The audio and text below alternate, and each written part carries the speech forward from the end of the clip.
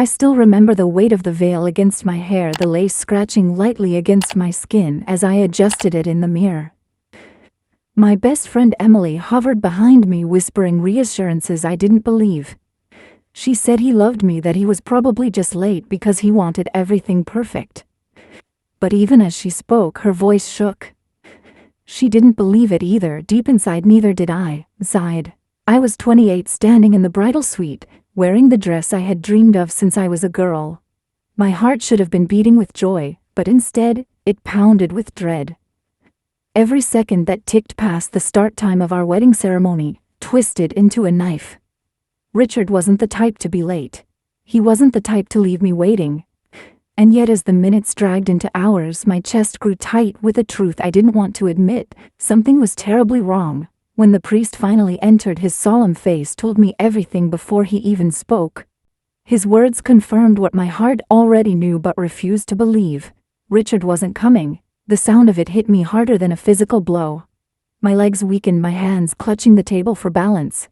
Tears smeared my makeup, running down in dark streaks, turning me into a grotesque parody of a bride. "This can't be real," I whispered, but no one answered.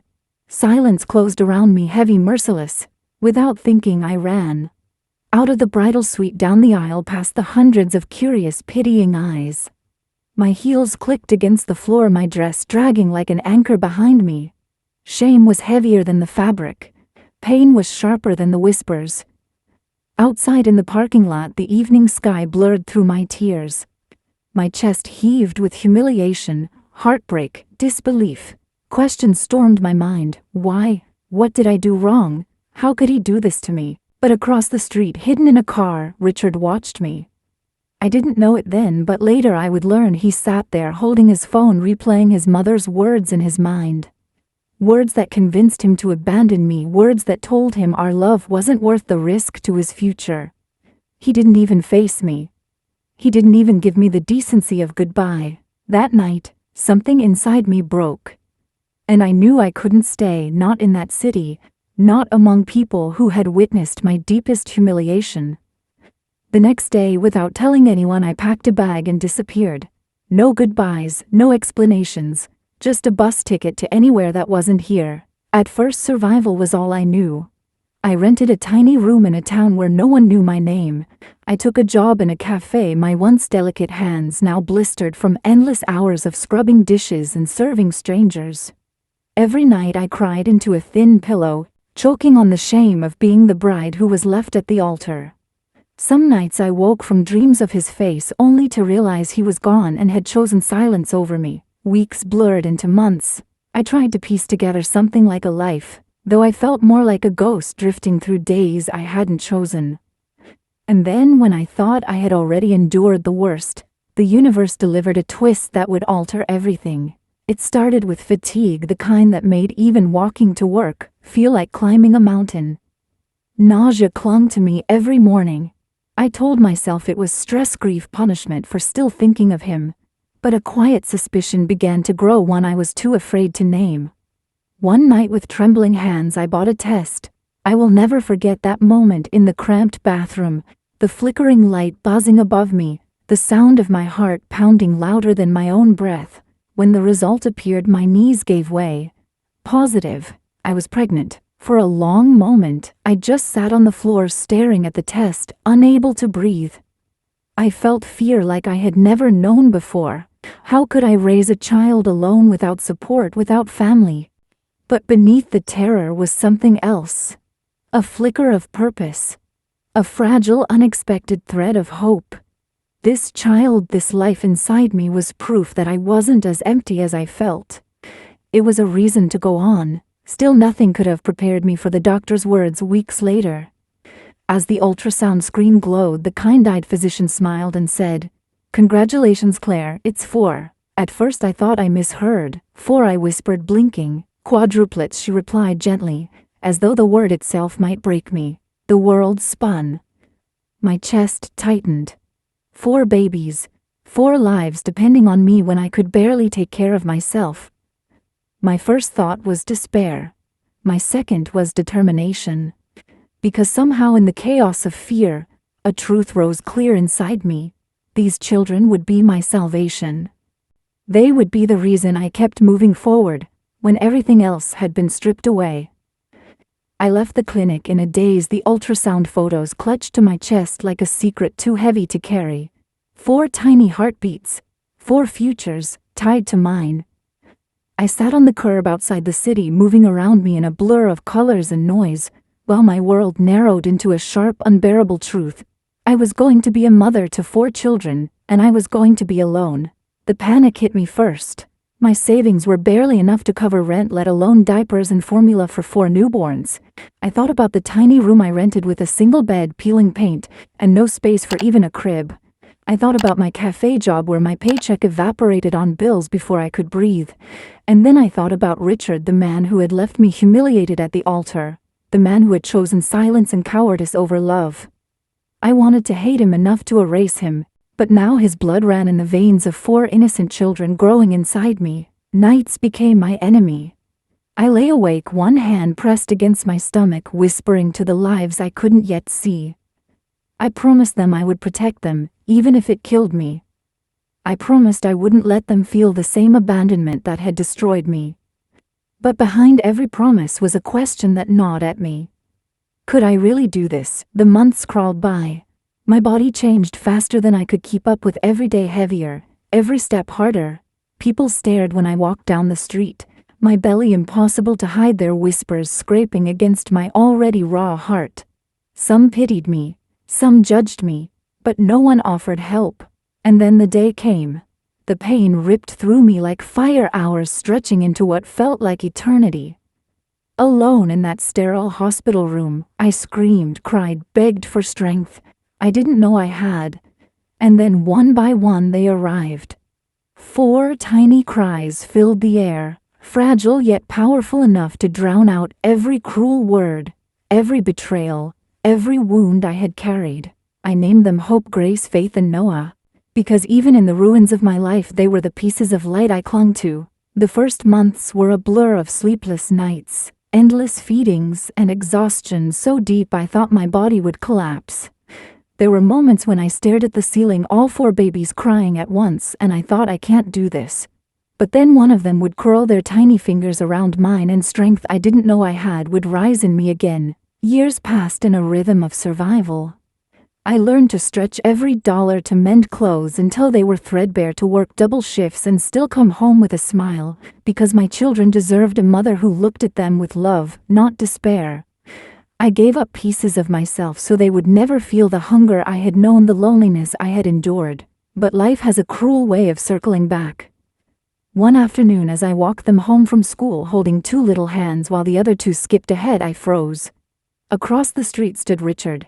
His face was older, sharper, but unmistakable, and beside him a group of colleagues laughed at something he said until his laughter died, his eyes locking on mine. His gaze flicked from me to the children, and in that moment, I saw his world shatter, because staring back at him were 4 pairs of eyes, his eyes mirrored perfectly in each child. The color drained from his face. His colleagues turned, their whispers sharp, their stares shifting from him to me, then to the children.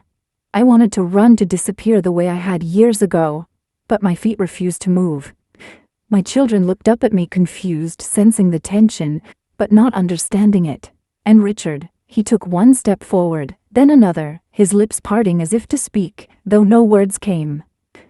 The man who had once left me voiceless now stood silenced by the truth that could no longer be hidden. That night, after putting the children to bed, I sat in the quiet of our small living room, my heart racing. He had seen them, he knew. The secret I had guarded for years was no longer mine alone, and I wondered, was this the beginning of reckoning, or the opening of a wound I had fought so hard to close? The days after Richard saw us felt like walking on glass. Every knock at the door made my heart leap, every shadow outside the window sent me spiraling with dread. For years I had built a fragile world for my children, and me a world of simplicity, safety, and silence. Now it felt like that world was teetering seconds away from collapse. I tried to act normal. I still packed their lunches, braided the girls' hair, and kissed Noah's forehead when he scraped his knee. But inside my mind was racing with questions I couldn't answer. Would Richard confront me? Would he try to take them away? Would his wealthy family who once destroyed me with whispers now swoop in and claim the children as theirs? The answer came sooner than I expected. One evening as I returned from my shift at the cafe, Richard was waiting outside my apartment building. He looked different from the man who had left me years ago. His suit was perfect, his car gleamed at the curb, but his eyes, they were hollow-haunted. "Claire," he said softly, almost reverently, as though speaking my name for the first time in years. I wanted to scream, to slam the door in his face, to remind him of the bride he abandoned at the altar. But then I thought of the children sleeping upstairs, blissfully unaware of the storm gathering outside their door. So I let him in. The silence between us was suffocating. He looked at the photos on the wall, the handprints in paint, the birthday candles, the messy smiles. His eyes lingered on each image as though memorizing proof he couldn't deny. Finally he turned to me. "They're mine," he whispered. The words cut through the air, undeniable and heavy. I folded my arms, my body rigid. "Yes, they're yours. And you left before you even knew they existed." His face crumpled with guilt, but guilt meant nothing to me now. Where was his guilt when I cried alone at night, praying for strength I didn't have? Where was it when I worked until my hands bled just to keep them fed? I was a coward, he admitted. I listened to my mother, to my family. They told me you weren't right for me, that marrying you would ruin everything I'd worked for, and I believed them. I betrayed you, Claire. I betrayed us. I clenched my fists, fighting the urge to throw his apology back in his face. You didn't just betray me, Richard. You betrayed them. 4 innocent children who deserved a father. His eyes glistened, but I didn't soften. I couldn't. He reached for my hand, but I pulled away, the memory of abandonment still raw, still bleeding. "I want to be part of their lives," he said finally. His voice shook, but his eyes burned with a determination I hadn't seen before. "Please, Claire, let me try to make this right." The audacity of his plea almost made me laugh. Make this right. Nothing could erase the years of silence, the humiliation of my wedding day, the nights I spent rocking 4 babies to sleep while he lived in comfort. He had chosen his family's pride over me once. Why should I trust him now? But then I thought of my children. They had asked me about their father countless times. I had dodged the questions, given half-truths, told them we were enough. But deep down I knew the ache of growing up without answers. Could I condemn them to the same emptiness? That night after Richard left, I sat by their bedsides, watching their tiny chests rise and fall. They were my entire world, my reason for surviving. And now the man who had abandoned me wanted to step back into their lives. My heart screamed to shut him out, to protect them from the same pain he inflicted on me.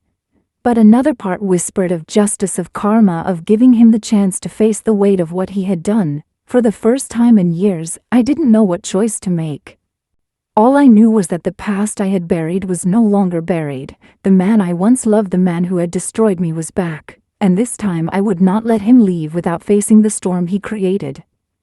The storm broke sooner than I imagined. A week later, Richard returned, not alone this time. His mother walked beside him, her heels clicking against the pavement like gunshots. That same woman whose words had poisoned my wedding day, whose whispers had convinced him to abandon me, now stood on my doorstep.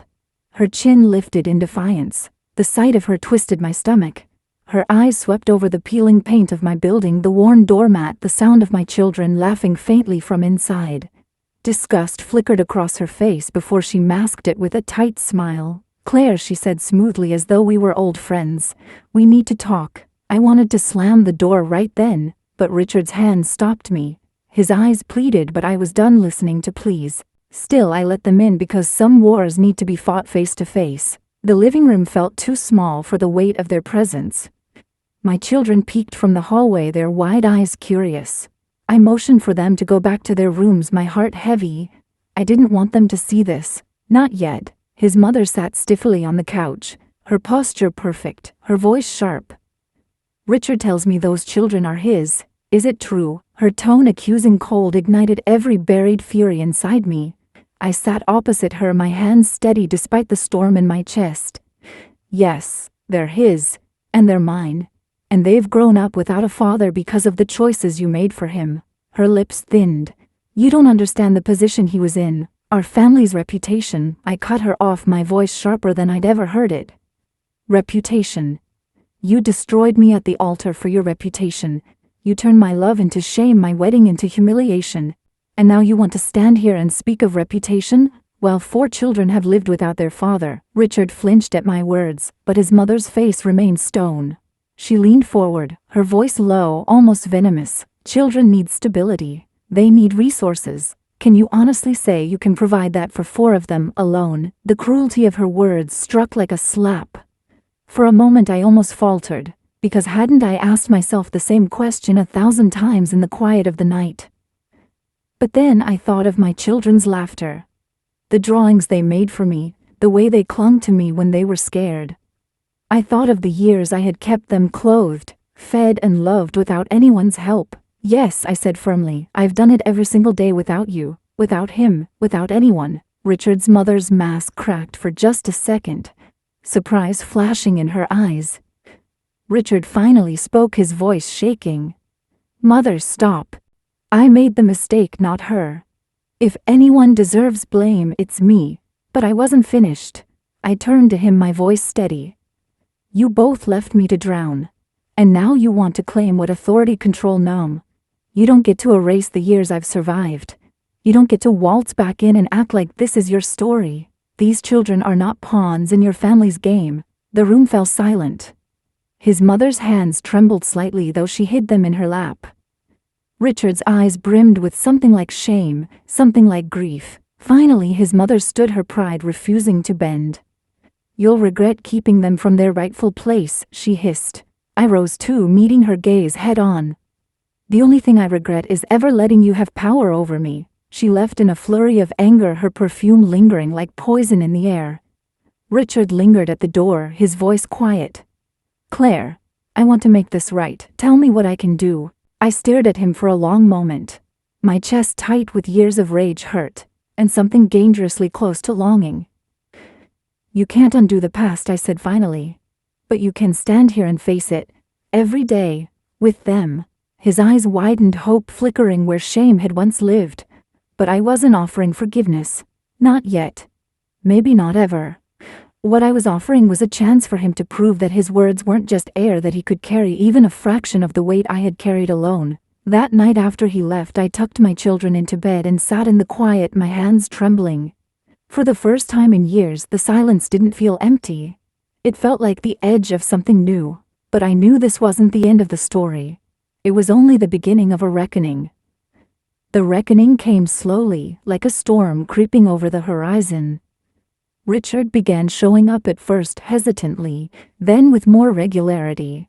He walked the children to school, helped them with their homework, sat on the floor building towers out of blocks, only to let them topple with laughter. They looked at him with wide, innocent eyes, unaware of the history that tethered us all together like barbed wire. To them, he was not the man who had abandoned their mother. He was the father they had never known, but had always longed for. Watching them together tore me in two. Part of me ached with rage at how easily he stepped into their world, how quickly he found a place in hearts I had guarded for so long. Another part of me, one I tried to bury, felt the faint echo of what I had once loved about him. His gentleness, his patience, the way he could make a room feel warmer just by being in it. But every time that warmth stirred the memory of my wedding day, of the veil wilting on my head. As I realized he wasn't coming, surged back to snuff it out. And then there was his mother. She didn't disappear. I saw her at a distance, her eyes watching, calculating, waiting. She never spoke to me again, but I knew her silence wasn't surrender. It was strategy. She would strike again when the time was right. One evening, as I stood at the sink scrubbing dishes, Richard approached me. The children were asleep, their laughter finally quiet in the back rooms. He placed his hands on the counter, his voice low. Claire, I don't expect forgiveness. But I need you to know, I love them. I love you. And I will spend the rest of my life proving it, even if you never take me back. His words cut through me, raw and trembling. A part of me wanted to believe him, to lean into the hope I had long buried. But another part whispered caution. Love had once blinded me. It had once destroyed me. Could I risk letting it in again? I didn't answer him that night. Instead, I walked past him, pausing only long enough to say, "Love isn't words, Richard. It's what you do when no one's watching. Prove it." And prove it he did. Weeks turned into months and he kept showing up.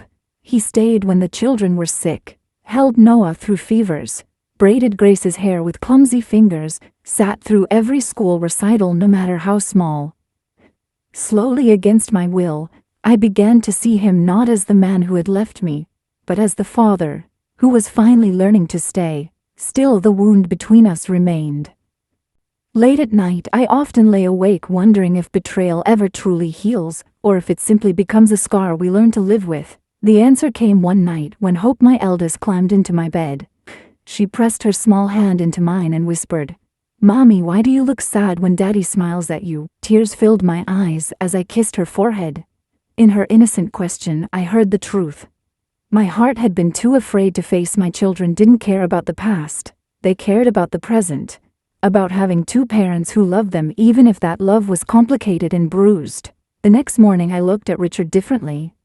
Not as the man who had destroyed me, but as the man who had finally chosen to stand in the wreckage with me, rebuilding piece by piece. Forgiveness didn't come in a flood. It came in drops, hesitant, uneven, but real. As for his mother, she never softened. But in the end, her disapproval no longer mattered. The power she once held over us withered each time Richard chose to stay. Each time the children laughed in his arms. Each time I allowed myself to believe that betrayal didn't have to be the final word. And maybe that's the lesson I want you to hear from my story. Sometimes, life breaks you in ways you think you can never recover from. Sometimes the people you trust most become the source of your deepest wounds. But healing isn't about erasing the past. It's about choosing what you do with it. Do you let it define you? Or do you rise anyway? I chose to rise. For my children, for myself, and maybe one day for him. So if my story touched you, if you've ever carried wounds that felt too deep to heal, I ask you to like this video, share it with someone who might need to hear it, and subscribe for more stories like mine. And please leave a comment below. Tell me, if you were me, could you ever forgive?